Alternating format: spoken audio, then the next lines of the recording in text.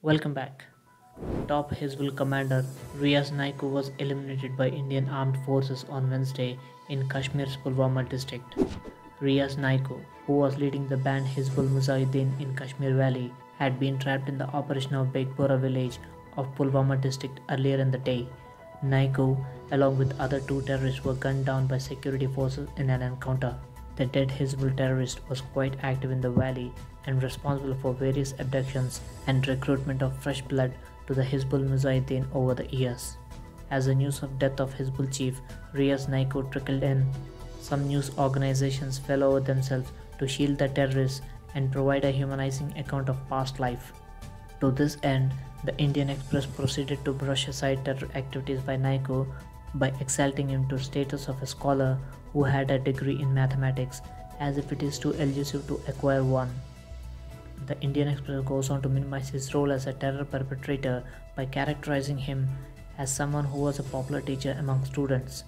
The Wire, which is also leaning towards Islamists, also couldn't bring itself to describe Riaz Naiku as a terrorist. In an article published on The Wire detailing Naiku's encounter by security forces, there was not a single instance in the entire post where Naiku was not referred as terrorist. A Huffington Post article published in 2018 described Hizbul commander Riaz Naiku as someone who has gone from being a math teacher to Hizbul Mujahideen chief. It is imperative to note here that the premise of the article is not based on the terror proclivities of Riaz Naiku, but it is on how he had been a math teacher and circumstances prodded him to adopting terrorism and becoming Hizbul's chief.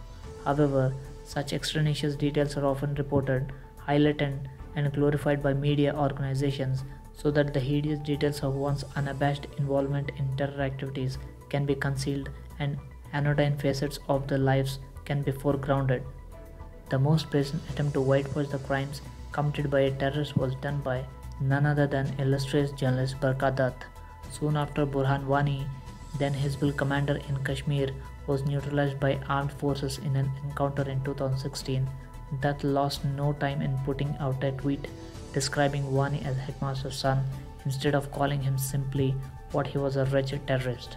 He told in her Twitter that Burhan Wani, Hizbul commander, son of school headmaster who used social media as weapon of war, killed in an attack. Big story. Thanks for watching. Make sure to give us a like and also don't forget to subscribe. And not just subscribe, ring the bell so that you don't miss any video from our channel.